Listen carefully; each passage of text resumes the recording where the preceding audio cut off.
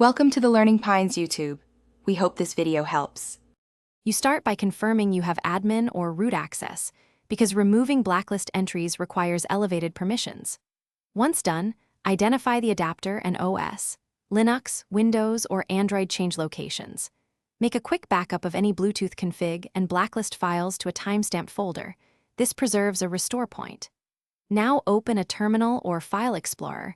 Navigate to candidate locations like /etc/Bluetooth or vendor folders, and list files to find blacklist entries or MAC addresses to remove.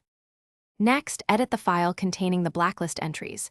Use a safe editor with sudo privileges so you don't lose changes.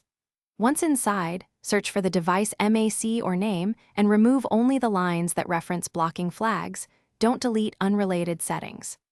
After saving, update file permissions to match originals and clear any cached or persistent states. Run service restarts, reload Bluetooth modules, or use Device Manager to remove hidden blocked entries. These steps ensure the system recognizes the change immediately. Finally, restart the Bluetooth service or reboot so changes take effect.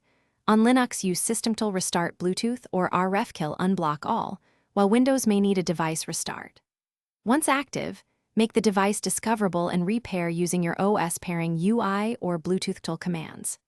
If pairing still fails, check system logs for blocking errors, verify rfkill or hardware switches, and restore the backup if needed. Then re-edit the blacklist carefully. This troubleshooting step usually reveals overlooked entries or firmware-related blocks. Thanks for watching. Consider subscribing if we helped you.